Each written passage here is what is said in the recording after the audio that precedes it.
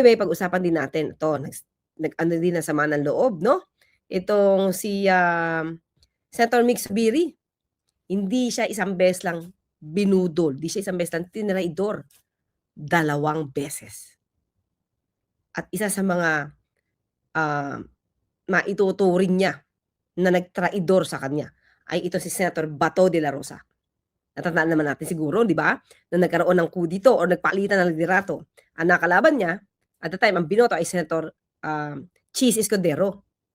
Tapos, iyak-iyak pa to si Senator Bato. Buong akala, nito si Senator Mick Zubiri ay siyang binoto ni Senator Bato. Siniyaka pa yung asawa nito si Senator Zubiri. Na para bang, malaki utang na loob namin sa'yo, hindi ka, kahit natalo siya, hindi mo iniwan si Senator Mick Zubiri. Yung pala, crocodile tears ang dating. Hindi niya agad sinabi na hindi niya binoto si Senator Mick Zubiri. Pinadama niya pa. Ayan, mga kasi, pakinggan natin. Okay, let's share. Ni Senator Mick Zubiri sa 4 na miyembro ng bagong mayorya. Tinabla raw kasi siya ng mga kapwa senador not once but twice. Nagbabalik si Hanati para sa detalye. Para sa kanya, 4 ang traidor sa Senado. Hindi magandang pangitain. Humingi ng malalim na pag-unawa si Senator Mick Zubiri sa mga taga-Bukidnon sa gitna ng mga batikos matapos siyang sumama sa Senate Minority Bloc. Sa isang press conference sa Malaybalay City, sinabi ni Zubiri na masakit para sa kanya ang mga kritisismo dahil malalim ang kanyang ugnayan sa mga taga-Bukidnon. I'll tell you to the people of Bukidnon, I love him. And I'll die for him. I would die for him if need be. So, I hope that you understand me this issue. Kasabay niyan ay inilahad niyang pakiramdam niya ay binetray siya ng 4 na miyembro ng kasalukuyang Senate Majority na kanyang pinangalanang sina Senator Bato de la Rosa, Bongo, Amy Marcos at Robin Padilla. Nako, 4 na traidor para sa kanya, mga Senator de la Rosa, Bato, Senator Bongo, Senator Amy, Senator Robin. Solid yan, mga clear. Solid DDS yan. Yang 4 na yan. No, yung solid. No, solid. Duterte diehard, tama ba? Duterte diehard, Duterte supporter. No? Solid na maka-Duterte. Yung pa yung traidor. Clear. Yan, 4 na yan, no? Sige. Ayon kay Zubiri, 2 beses umano siyang tila tinalikuran.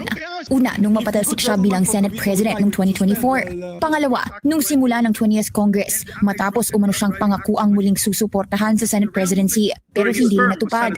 Giit ni Zubiri, kaya niya raw makipagtrabaho sa mga hindi niya kapartido sa politika dahil may respeto at delikadeza pa rin dapat. Pero magkaiba raw ang kalaban sa politika at traidor.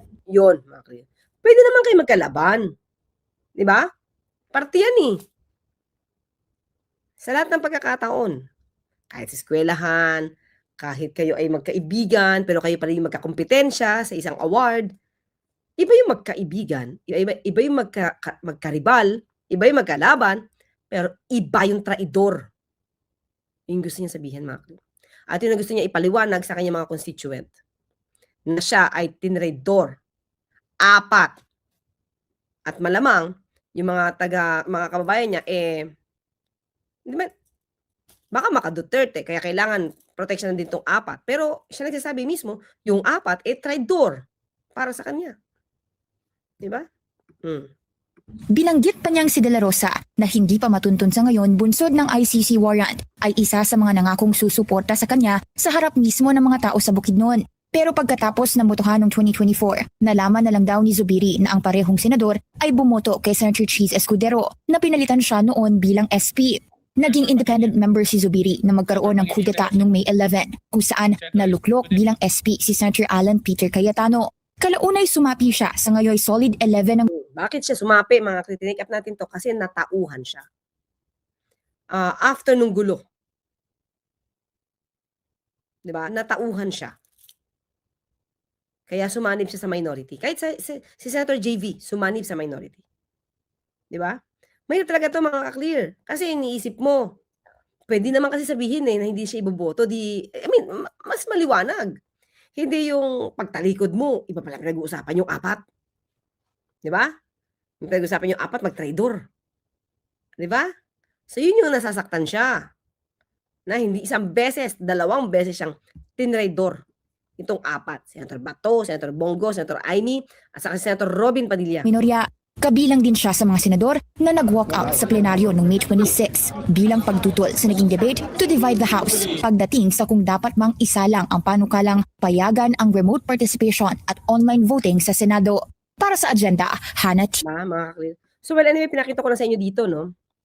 Kayo na mag-obserba ng attitude, behavior, agenda, stance ng 4 na to. 'Di ba? Kung di man sila makasarili na lumalabas, pinoproteksyon na lang nila ang kaalyado nila. Parang ang dating sa paningin ni Senator Zubiri, pretending to be, 'di ba? Pretending to be nationalistic, patriotic, pero hindi. Traidor eh. Yun ang sabi niya. 'Di ba? So, well anyway, siguro kasi politika to, wala siyang magagawa sa ganyan. Kaya lang, siguro dapat maging honest na lang sa kanya. Kung di siya iboboto, di hindi siya iboto. Hindi yung pinaniwala ka sa isang bagay na kala mo okay na, yung pala, tatraidorin ka. Yun yung masakit doon, mga kaklir. Di ba? Yun yung masakit doon. Kaya, siguro, hindi maintindihan ng kanya mga kababayan dahil siguro ito ay mga Duterte dahil bandang Visayas ang Bukidnon. So, kailangan niya ilahad. Di na siya pwedeng kumampi doon. Bakit? 2 beses nga siyang tinraidor nung 4 na to. 2 beses, papayag ka pa ba na maniwala sa mga sabihin nila? Kung 2 beses ka nang tinraidor. Di ba? 2 beses. Oh. Kaya dito, makikita natin na talagang mukhang may rift na, mga kaklir, ang mga senador dito. Ang problema, maapektuhan yung trabaho nito eh. Kasi puro, sa akin, mga kaklir, sa akin to, yung ginagawa ng pagdidebate dito para sa online meeting, online voting, it's more on pansarili. Di ba? Or pang-iila na gustong iangat. Or for the impeachment trial ba to? Hinahanda naman nila para sa impeachment trial? So, dapat maging malalim tayo dun, mga kaklir. Di ba?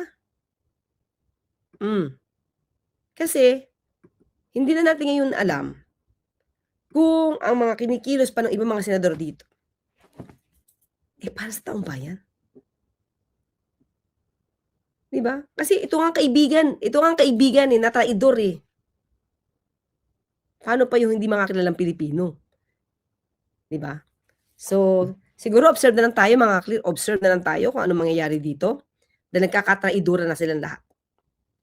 Hindi natin alam kung saan tutungo ito at paano ito makakaapekto. Pag naman nagkagulo na naman, mga clear, at ang ekonomiya na apektuhan na naman, sisi na naman ito naman sa Pangulo. Yung gulo nila dyan. Diba? Kayo yung gumagawa ng gulo dyan eh. Pero lahat ng gulo dyan, magre-reflect na naman yan sa Pangulo. Kahit kayo yung may gawa. Diba?